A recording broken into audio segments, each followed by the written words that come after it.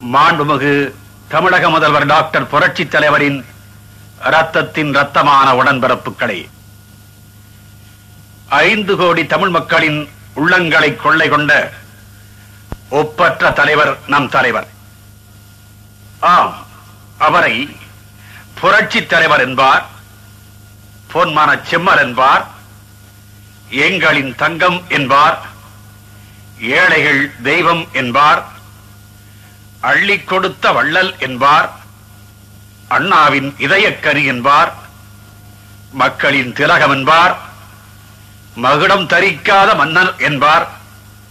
இப்படி உள்ளம் உருக உருக, அன்பு வெள்ளம் பெருக பெருக, எல்லோராலும் பாராட்டப்பட்ட என் பாட்டுக்கு தலைவன், இந்த நாட்டுக்கு முதல்வன், சத்தியத்தாயின் புதல்வன், தருமத்தின் துணைவன், குண்டுக்கும் தன் தொண்டையில் குடியிருக்க இடம் கொடுத்த கோமான்,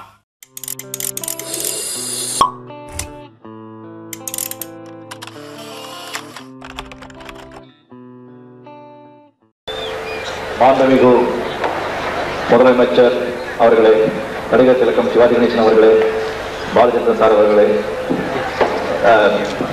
சக நடிகர்களே, நடிகர்களே, மேடையில் அமர்ந்திருக்கும் பெரியவர்களே, மக்கள் வெள்ளமே, இந்த மாதிரி ஒரு மக்கள் கூட்டம், மக்கள் வெள்ளத்தை என்னுடைய வாழ்க்கையில நான் இது வரைக்கும் நான் பார்த்ததே இல்லை. நீங்களும் பார்த்திருக்க மாட்டீங்கன்னு நினைக்கிறேன். இந்த ஒரு மக்கள் கூட்டம் நம்ம நடிகர் இனத்துக்கு சேர்ந்த திரு எம்ஜிஆர் சார் அவர்களுக்கு பாராட்ட வந்திருக்குன்னு நினைக்கும் போது எனக்கு மிக மகிழ்ச்சியா இருக்கு. இங்கே ஒரு நடிகன் எப்படியெல்லாம் நடிக்க வேண்டும், எப்படியெல்லாம் நடிக்க முடியும் என்று நமக்கு உலகத்துக்கு எடுத்துக்காட்டிய நடிகர் திலகம் சிவாஜி கணேசன் அவர்களும், ஒரு நடிகன் எப்படியெல்லாம் இருக்க வேண்டும், எதையெல்லாம் சாதிக்க முடியும் என்று உலகத்துக்கு எடுத்துக்காட்டிய புரட்சி தலைவர் எம்ஜிஆர் அவர்களும் ஒரே மேடையில் அமர்ந்திருக்கிறது. அதை நம்ம பார்க்கறது ஒரு பெரும் பாக்கியம் தான் நினைக்கிறேன். நான் முதல்ல நிறைய பேசணும் தான் வந்தேன். பட் இந்த மக்கள் வெள்ளத்தை, இந்த கூட்டத்தை பார்த்த பிறகு எல்லாம் மறந்து போச்சு. அது எனக்கு முன்னாலே வந்து பேசினவங்க நிறைய பேசிட்டாங்க. திரு எம்ஜிஆர் சார் அவர் பற்றி பாராட்டணும்னு சொன்னா நல்லா பேச தெரிஞ்சவங்க மணிக்கணக்கில் நாலு கணக்கில் பாராட்டலாம், பேசலாம். எனக்கு அதிகமா பேச தெரியாது. ஒரு காலத்துல நான் கேள்விப்பட்டிருக்கேன், நடிகனுக்கு நாடகத்தில் நடிக்கிறவங்களுக்கு கூத்தாடின்னு கூப்பிடுறாங்க.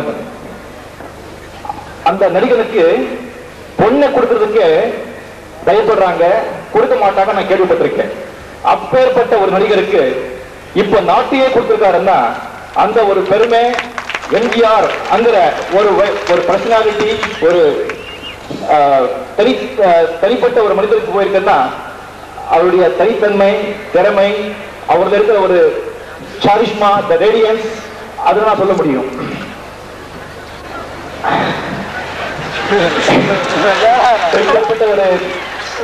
ஒரு திரு எம்ஜிஆர் சார் அவர்கள், நாம அவர் இந்த ஒரு உலகம் சரித்திர படைத்த இந்த ஒரு மனிதர், அவர் வாழ்ந்த ஒரு காலத்துல அவரை பார்த்துக்கிட்டு அவரு கூட பழகி அவர் அமர்ந்து ஒரு மேடையில் அமர்ந்திருக்கிறது நமக்கே ஒரு கடவுள் கொடுத்த பாக்கியம் நினைச்சு அவருக்கு மக்களுக்கு சேவை பண்றதுக்கு ஆயுர ஆரோக்கியத்தை கொடுத்து காப்பாற்றும் ஆண்டவனை வேண்டி அருமை அண்ணன் சிவாஜி அவர்களே, இந்த இரு திலகங்களுக்கும் வெற்றி திலகம் இட்டு பல வெற்றி மேடைகளில் அமர்த்திய மக்களை, இந்த மேடையில் நிற்பதற்கு நாம் தகுதியுள்ளவன் தானா என்னும் சந்தேகத்தை நான் திரும்பி பார்க்கும் பொழுதெல்லாம் என் மனதில் ஏற்படுத்திய எனது முன்னோடிகள், கலைத்தொழிலில் மூத்தவர்கள், பெரியோர்கள், உங்கள் எல்லோரும் நிறையா இருக்கலாம் அப்படின்னு சொல்லிட்டு நான் பேச வேண்டியதை எழுதி எடுத்துட்டு வந்தேன். ஆனா அதையெல்லாம் அவங்க பேசிட்டாங்க. அதனால அதுக்கு முன்னுரையா ஏதாவது இப்ப தோணுனதை நான் கொஞ்சம் பேசி,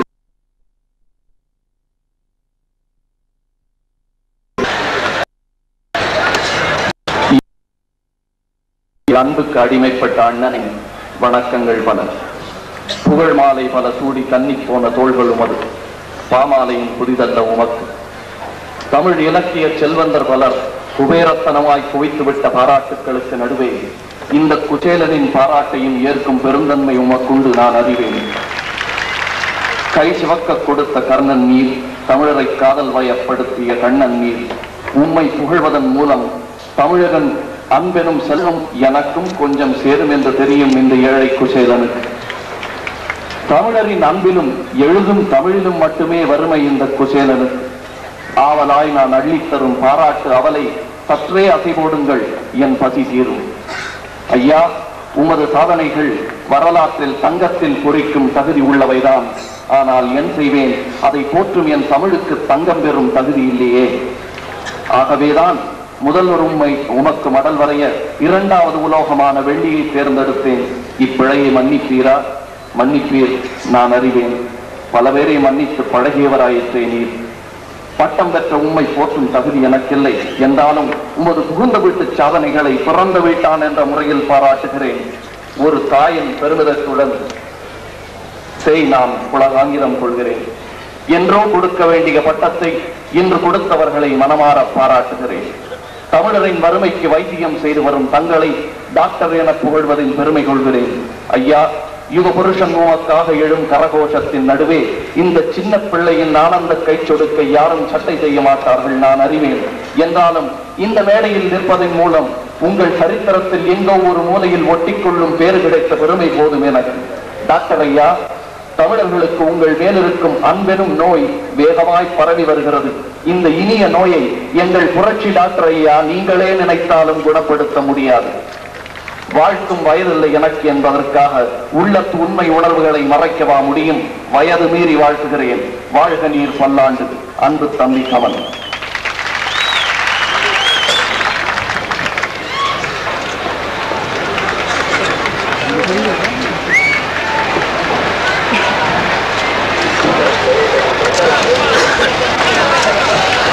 இங்கே கூடியிருக்கின்ற லட்சோப லட்சம் தலைவர் அவர்களே, ஏனென்றால் ஒரு தலைவனுக்கு விழா எடுக்கும் பொழுது, இல்லை ஒரு பாராட்டு விழா எடுக்கும் பொழுது அதற்கு ஒரு தலைவன் வேண்டுமே, அது பஞ்சம். ஆகையால் மக்களாகிய இத்தனை பேரையும் தலைவராக்கி அவருக்கு செய்கின்ற முறையில் தான் ஒரு சிறு குழந்தையை விட்டு சீட்டெடுத்து இருந்தாலும் சபை நாகரிகம் கருதி என்னை தலைவர் என்று கூறியது. ஒரு குழந்தையை சீட்டெடுக்க சொல்லி ஒரு நல்ல காரியத்திற்கு எடுப்பது போல் ஒரு பாரத ராஜாவை இந்த நிகழ்ச்சிக்கு தலைவராக சொல்லி இருப்பதாக நான் எடுத்துக்கொண்டு, இது தலைவர் உரை அல்ல, ஒரு மனிதனின் சராசரி, ஒரு சாதாரண மனிதனின் ஒரு சிறிய உரையாக எடுத்துக்கொள்ளுமாறு நான் கேட்டுக்கொள்கிறேன். என்னை அனுப்பும் பொழுதே நண்பர்கள் சொன்னார்கள், அதிகமாக உணர்ச்சி வசப்பட்டு விடாதீர்கள். கலைஞர் என்பவனை அடிப்படையில் உணர்ச்சி வசப்பட்டவர்.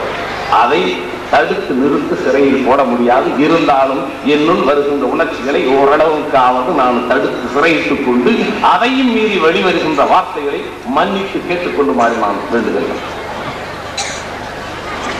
இந்த விழா ஒரு குடும்பத்தின் விழா. இது நான் ஏதோ முகஸ்துதிக்கோ இந்த கூட்டத்தில் இருப்பதற்காக ஒன்று, எங்களுடைய கலை என்ற குடும்பத்தின் விழா. ஒரு வார்த்தை மட்டும் நான் இங்க தெளிவாக சொல்ல வேண்டியது என்னுடைய கடமை. இந்த கூட்டத்தின் தலைகளுக்கும் இங்கே அமர்ந்திருப்பவர்களுக்கும் நிச்சயமாக நான் சொல்லுகிறேன், இந்த விழா இதற்கு ஒரு காரண காரியம், இதற்கு ஒரு சாயம் பூசினால் அதற்கு நான் பொறுப்பல்ல. அடிப்படையிலேயே சின்ன வயசிலிருந்து கலை ஆர்வத்திலேயே வளர்ந்தவர்கள், பசி பட்டினியிலேயே வளர்ந்தவர்கள் தான் 90 பேர் எங்களில். ஆனால் சமூகத்தில் அவர்கள் தலையெடுத்து ஒரு நிலைக்கு வரும் பொழுது இந்த குடும்பம் பெருமைப்படுகிறது. இங்கிருந்து எங்கே நாங்கள் பல்கலைக்கழகங்களில் மிதித்தவர்கள் ரொம்ப சொற்பமாக இருப்பார்கள். கிராஜுவேஷன் நான் எல்லாம் கல்லூரி என்பதை எட்டி பார்ப்பதில்லை. படிப்பு என்பது புதிய மக்களை ஓரளவுக்கு படிக்க முயற்சித்துக் கொண்டிருக்கிறோம். மக்களை படித்து பட்டம் பெற்றிருக்கிறீர்கள்.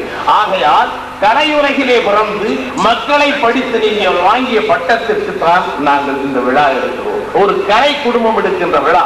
இதற்கு யாரும் ஒரு சிறு கீரலோ அதற்கு ஒரு சாயமோ பேசினால் நான் அதற்காக வருத்தப்பட போவதில்லை. நாங்கள் ஏனென்றால் இது முழுக்க முழுக்க எந்த விதமான கலப்பும் இல்லாமல் மனப்பூர்வமாக உள்ளிருந்து வரக்கூடிய உணர்ச்சிகளோடு எங்களுடைய கலை குடும்பத்தின் மூத்த மகனுக்கு, முதல் மகனுக்கு செய்கின்ற ஒரு பாராட்டு விழா. உணர்ச்சியும் அழகும் உள்ள உணர்ச்சியும் உள்ளது கவிதை என்று இவர் சொன்னதாக எனக்கு சொல்லுவார்கள். ஏனென்றால் இவரை பற்றியெல்லாம் பழகி பார்த்ததில்லை. இவருடைய வரலாறும் இவருடைய சரித்திரங்களையும் இவருடைய நடவடிக்கைகளையும் கேள்வி ஞானத்தால் தான் கேட்கும். ஏனென்றால் நான் நுழைந்து ஓரளவுக்கு வரும் பொழுதெல்லாம் இல்லாலும் நீங்கள் இந்த உலகத்திலிருந்து சென்றவர், உங்களை நாங்கள் வாழ்த்துவதும் பாராட்டுவதும் எங்களுடைய கடமை. உங்கள் ஒரு தனி மனிதனுக்குத்தான் இவ்வளவு பெரிய கூட்டம் என்று சொன்னாலும் நான் மிக என்று சொல்ல மாட்டேன். இந்த கூட்டத்தை நீங்கள் 30 வருட காலமாக பார்த்துக் கொண்டிருக்கிறீர்கள். இது ஒன்று புதுமை அல்ல. சொன்னார்கள், அதிகமாக என் மீது அபரிமிதமான ஆசையில் அன்பில் சொல்லி இருப்பார்கள் என்னுடைய அன்பர்கள். நாங்கள் எல்லாம் சேர்ந்து ஒரு 7 நாளில் இவ்வளவு 7 நாளில் ஏற்பட்ட இந்த கூட்டம் என்பதை ஒரு தனி மனிதனுக்கு 30 வருடமாக கிடைத்தது. இது ரீஃபார்மாக மறுபடியும் நிரூபிக்கப்பட்டிருக்கிறது என்பதால் உண்மையை தவிர இது எங்களுடைய இது அல்ல என்பதாக நான் சொல்லிக் கொள்வேன். நான் அதிகமாக பேசினால் இன்னும் அதிகமாக உணர்ச்சி வசப்பட்டு விடுவேன். அதிகமாக எதையாக நான் சொல்லி விடுவேன். அது எங்கேயும் தடம். அதெல்லாம் ஆகையால் நான் இத்துடன் தலைவர் என்கின்ற ஒரு மரியாதை கொடுப்பதற்காக இத்துடன் முடித்துக் கொண்டு மேற்கொண்டு நாங்கள் எங்களால் முடிந்த இந்த 7 நாட்கள் ஒரு கணிசமான ஒரு சிறு தொகை அவருக்கு இந்த சத்துணவு திட்டத்திற்காக கொடுத்த வகை இருந்தது. அதற்காக ஆனால் அதையும் நாம் சொல்ல வேண்டியதனுடைய கடமை. இங்கே சத்துணவு திட்டத்தால் உடல் ஊனமுற்ற குழந்தை உடல் நலம் பெற்ற ஒரு அறிக்கை இருக்கிறது. அதை இங்கே வந்திருக்கிறார்கள் அந்த குழந்தைகளும் அதை அமைச்சவர்கள். ஏனென்றால் நாங்கள் எதற்காக இந்த ஒவ்வொரு காசும் எங்கே போய் செல்கிறது என்பது தெரிய வேண்டுமா? ஏனென்றால் நான் ஒரு சின்ன விஷயத்தை சொல்லிடுவேன். நான் அவருக்கு முதல்ல சத்துணவு திட்டத்துக்கு 10,000 ரூபாய் படம் கொண்டு வந்தேன். எப்ப தெரியுங்களா? முதல் நாள் படம் பார்த்தேன் சினிமா. இந்த நியூஸ் சீரியல்ல குழந்தையெல்லாம் சாப்பாடு ஊற்றி சாப்பிடும்போது என்னையே பார்த்து என்ன ஏறியாம எனக்கு. ஏன்னா 15 வருஷமா நான் பட்டினி கிடந்தேன். என்னுடைய ஜீரணிக்கின்ற வயசுகளில் நான் பட்டினி, குழந்தைகளுக்கு பட்டினி இருந்தா என்ன ஆகும்? என் 21 வயசுல இருந்து நானும் 15 வருஷம் பட்டினி கிடந்திருக்கேன் இந்த மெட்ராஸ். இந்த குழந்தைகளுடைய பற்றி அதை நான் குழந்தையை சாப்பிடும்போது ரொம்ப சந்தோஷமா இருந்துச்சு. அதான் இது என்ன, இதுதான் சத்துணவு. ஆடாதான் காலையிலேயே போனேன், ஒரு 10,000 ரூபாய் பணம் கொடுத்தேன். இது எதுக்காக சொல்றேன்னா, அந்த பசி, அந்த குழந்தைகளுடைய அந்த ஏழ்மைத்தனம் அது எப்படி வர வேண்டும் என்ற உங்களுடைய மனிதாபிமானம், அதை நான் இந்த இடத்தில் சொல்லியாக வேண்டும் என்பதற்காக சில விஷயங்களை இங்கே சொல்லுகிறோம்.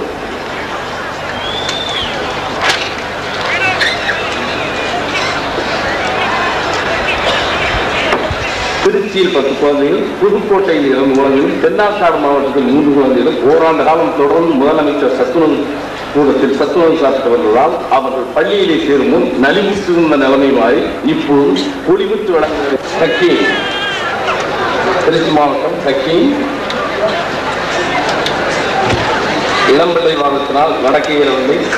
தற்போது சத்துணவு மைய திட்டத்தால் மாத்திரையை கொடுத்தாலும் அமைப்பதில் கவனிப்பாலும் இப்பொழுது தெளிவுற நடக்கும்.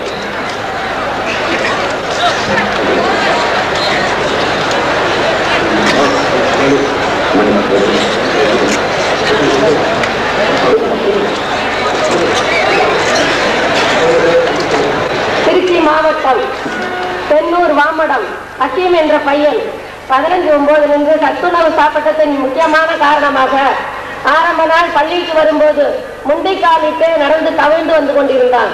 இப்பொழுது 6 மாத காலமாக, முதலில் 3 மாத காலம் செவுத்தை பிடித்து நடந்து கொண்டிருந்தவன் இப்பொழுது தானாகவே நடந்து பள்ளிக்கு வரும் அளவுக்கு ஆகிவிட்டான் என்பதால் அது சத்துணவு நாள் தான் என்பது நிச்சயமாக மிகையாகாது.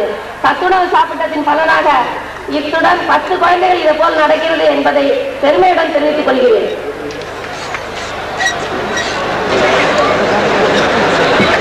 திருச்சி மாவட்டம் ரஜினி என்ற குழந்தை இளம்பிள்ளை வாதத்தால் நடக்கும் சத்துணவு திட்டத்தால்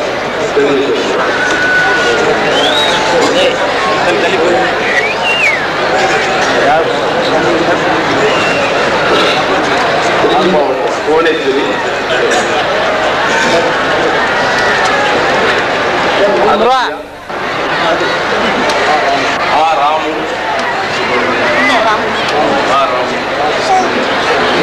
தென்னார்காடு மாவட்டம் சுப்பிரமணியன், தென்னார்காடு மாவட்டம் முபாரக்,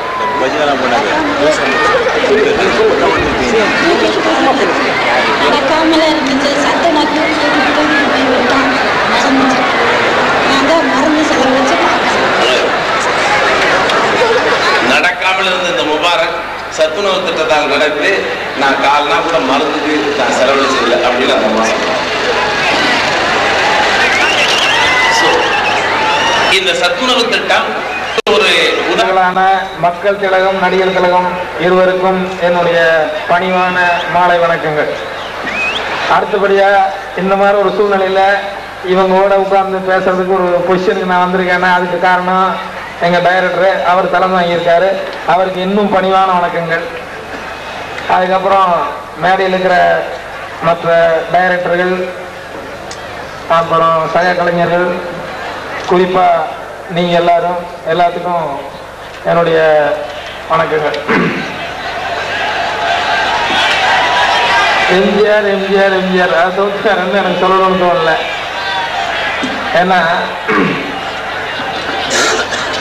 பாராட்டு விழா எவ்வளவு வேணாலும் பேசிட்டே இருக்கலாம் அவரை பத்தி. ஆனா ஒருத்தர் ஒண்ணு மிச்சம் மீதி வைக்கல, எல்லாரும் பேசிட்டாங்க. அதோட அவருக்கு நீ குவாலிஃபிகேஷன் ஒன்றும் இல்லைன்னு நினைக்கிறேன். ஏன்னா எல்லாத்துக்கும் அவர் ஓகே, இனிமேல் ஒன்றும் புதுசாக ஒன்றும் அவருக்கு பட்டம் கொடுக்குற அளவுக்கு ஒன்றும் இல்லை. இருந்தாலும் எல்லாரும் பாராட்டி பேசும்போது நம்மளும் ஒரு சில வார்த்தைகள் பேசணும். தோன்றி புகழோடு தோன்றுக, அக்திகளார் தோன்றுதல் தோன்றாமை நன்றுன்னு வள்ளுவர் ஒரு குரல் எழுதி படிச்சுதான் ஞாபகம். அதுல பிறக்கும் போதே புகழோட பிறக்கணும், இல்லைன்னா பிறக்காம இருக்கிறதே பெட்டர் அப்படின்னாங்க. அந்த மாதிரி பார்த்தோம்னா இன்னைக்கு ரொம்ப கஷ்டம். ஏன்னா எத்தனை பேர் புகழோட பிறக்க முடியும்? சின்ன பையனா இருக்கும்போது ஒரு சேர்ந்து விளையாண்டுட்டு இருப்போம். எங்க வீட்டுல பிடிச்ச என்ன படம் நடிப்பாங்க. என்னடா போய் சாரா வியாபாரி பையன் கூட சேர்ந்து விளையாண்டுருக்கேன் அப்படின்னு. அவங்க அப்பா பண்ண தப்புக்கு அந்த பையனுக்கு வளரும் போதே பேர் வந்து சாராய வியாபாரி அப்படின்ட்டு. அந்த மாதிரி கசாப் கடைக்காரன்னு அப்படி சொல்லுவாங்க. அந்த மாதிரி தோன்றி புகழோடு தோன்றுங்கன்னா இந்த காலத்துல ரொம்ப கஷ்டம். ஏன்னா ஃபாதர் மதர் எப்படி இருப்பாங்கன்னு சொல்ல முடியாது. அதனால பிறக்கும் போது எப்படியோ பிறந்துடலாம், அதுக்கப்புறம் வந்து கொஞ்சம் புகழோடு இருக்கணும். அதுதான் ரொம்ப அதுதான் சிரமமான வாழ்க்கை. ஏன்னா ஒரு சிவாஜி சார் இருக்காரு, அவரு சன்னு பிரபு ராம்காரனா கொஞ்சம் பெருமையா சொல்லிக்கலாம், சிவாஜி சார் சன்னு அப்படின்னு சொல்லிட்டு. இல்லைன்னா மற்றவங்கெல்லாம் வந்து இப்படி சொல்ல முடியாது. எதுக்கு சொல்ல வரேன்னா, இன்னைக்கு இந்த கிரௌடு ஒண்ணுதான் வந்து கடைசி வரைக்கும் ஒரு சொத்தா இருக்கும் கலைஞர்களுக்கு. இதை விட்டா வேற ஒண்ணும் இல்லைன்னு நினைக்கிறேன். ஏன்னா ஒரு டாக்டர் அப்பா, அதாவது ஸ்கூல்ல கேட்பாங்களே ஃபாதர் என்ன பண்ணிட்டு இருக்காரு அப்படின்னோம்னா பெருமையா சில பேர் சொல்லுவாங்க, எங்க ஃபாதர் வந்து டாக்டர் அப்படிம்பாங்க, இன்னொருத்தர் வந்து இன்ஜினியரும்பாங்க, இன்னொருத்தர் வந்து வேற இந்த மாதிரி ஏதாவது பெரிய பொசிஷன் எல்லாம் சொல்லுவாங்க. ஆனா சினிமாவை பொறுத்த வரைக்கும் பார்த்தோம்னா ரொம்ப சிரமமான சூழ்நிலை. ஏன்னா எங்க அப்பா ஜூனியர் ஆர்டிஸ்ட் அப்படின்னு சொல்லி சொல்றதுக்கு பையனே ரொம்ப சங்கடப்படுவான். எதுக்கு ரீசன்னா, வர்றவங்க எல்லாருமே எம்ஜிஆர் சிவாஜி ஆக முடியாது. ஆனா ஆயிரக்கணக்கான பேர் முயற்சி பண்ணிட்டு வர்றோம், எப்படியாவது எம்ஜிஆர் ஆகணும் சிவாஜி ஆகணும்னு. ஆனா எம்ஜிஆர் சிவாஜி ரெண்டு பேர் தான் இது வரைக்கும் ஒருத்தர் இல்லை. எனக்கு தெரிஞ்சு ரொம்ப நாளா சினிமாவை பத்தி பேசும்போதெல்லாம் எம்ஜிஆர் சிவாஜி தான் ரெண்டு பேர் தான், வேற யாருமே பேச மாட்டாங்க. இப்ப நாங்க அப்படியே அவங்க கொஞ்சம் அப்படி கேப் விட்டு நாங்க எல்லாம் வந்திருக்கிறோம். ஸோ இங்க சினிமாவுக்குன்னு வந்து படையெடுத்து வரோம். ஒரு நாளைக்கு சென்ட்ரல் ஸ்டேஷனுக்கு வந்து கிட்டத்தட்ட ஒரு 1000 பேர் வந்து இறங்குறாங்க. எல்லாரும் எம்ஜிஆர் ஆகணும் சிவாஜி ஆகணும்னு தான். சான்ஸ் கிடைக்காதவங்க நிலைமையில நினைச்சு பாருங்க. கடைசியில் அவங்க எங்க நினைப்பாங்கன்னா ஜூனியர் ஆர்டிஸ்ட் அப்படின்னு. பையனை வந்து ஜூனியர் ஆர்டிஸ்ட் அப்படின்னு சொல்லிட்டு ஸ்கூல்ல வந்து உங்க அப்பா என்னடா ஜூனியர் ஆர்டிஸ்ட்னு சொன்னோம்னா மரியாதை இருக்கெல்லாம் ஒரு மாதிரி கீழே இப்படியே பார்ப்பாங்க, ஜூனியர் ஆர்டிஸ்டா அவங்க அப்பா அப்படின்னு. ஏன்னா எல்லாம் வரும்போது எம்ஜிஆர் சிவாஜின்னு தான் வந்தவங்க. அந்த மாதிரி இந்த சினிமாவில் வந்து எங்களுக்கு வந்து மிச்சம் என்னடான்னா கடைசியில் இந்த கிரௌட் ஒன்று தான். இந்த ஃபங்க்ஷன் வந்து இவ்வளவு பிரமாதமா நடத்துறது பார்க்கும்போது இன்னும் கூட ஒன்றும் பிரமாதமா நடத்தினா பெட்டரா இருக்கும் அப்படின்னு நினைக்கிறேன். ஏன்னா கடைசி வரைக்கும் ஒன்று தானே. அதனால இந்த ஃபங்க்ஷன்ல தான் மிச்சம். செல்வி ஸ்ரீதேவி பேசுவார்கள், ஒன்று லைட் கிட்டலாம் ஆனாச்சு, டப்புன்னு ஷூட்டிங் எடுக்க ஆரம்பிச்சாங்க. செல்வி ராதா அவர்கள் பேசுவார்கள், கொஞ்சம் பேர் போயிட்டு இருந்தவங்கலாம் உட்காந்துட்டாங்க. ஸோ அந்த மாதிரி வெளியே பார்க்கறதுக்கு வந்து நடிகர் ஜெமினி கணேஷ் சார் சொல்லும் போது நடிப்பு வந்து எங்களுடைய உயிரமா நினைக்கிறோம், நடிப்பு சொல்லினால உண்மை அது கிடையாது. என்னமோ வந்தாச்சு, வந்துட்டு பேர் வந்துட்டா உண்டு. பேர் வரல அப்படின்னா எங்களை விட கவலையான ஒரு பொசிஷன் இருக்கிறவங்க வேற யாருமே இருக்க மாட்டாங்க. அதனால இப்ப இவர் சீஃப் மினிஸ்டர் ஆகிட்டதுனால பரவாயில்ல ஒரு பொசிஷன். இல்லைன்னா ஃபீல்டு விட்டு போனதுக்கு அப்புறம் அவர் நிலைமையை நினைச்சு பாருங்க. அவர் வந்து சீஃப் மினிஸ்டர் அவர் பிரமாதமான ஒரு பொசிஷனுக்கு போயிட்டாரு. அதுக்கப்புறம் சிவாஜி சார் வேற யாரும் இல்லை, அந்த அளவுக்கு ரேங்க் யாருமே வராதனால அவரே வந்துட்டு இருக்காரு, அதனால பிரச்சனை இல்லை. ஆனா மற்றவங்க பொசிஷன் நினைச்சு பாருங்க, அவங்க 2 பேர் தவிர்த்து வேற யாருமே இல்லை. அதனால எங்களுக்கு இந்த மாதிரி கூட்டத்துல நாங்களும் சந்தோஷப்படுது, எங்களுக்கு தான் இந்த கூட்டம் சேர்ந்துருக்குன்னு சொல்லிட்டு அவங்க சேர்ந்து நாங்களும் நினைச்சிட்டு அதனால மேலும் இந்த மாதிரி நிறைய கூட்டங்கள் நடக்கணும், அதில் நாங்கெல்லாம் கலந்துக்கணும்.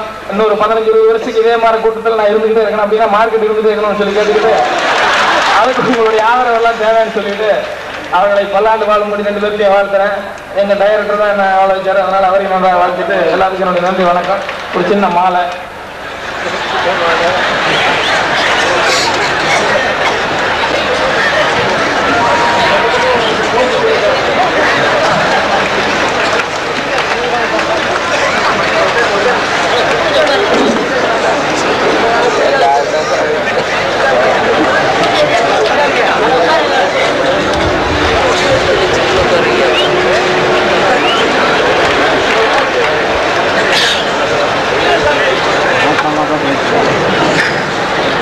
பொன்மன செம்மல் எம்ஜிஆர் சேனலுக்கு சப்ஸ்கிரைப் பண்ணுங்க, லைக் பண்ணுங்க, ஷேர் பண்ணுங்க, கமெண்ட் பண்ணுங்க. மறக்காம எங்க சேனலை பார்க்க மிஸ் பண்ணாதீங்க.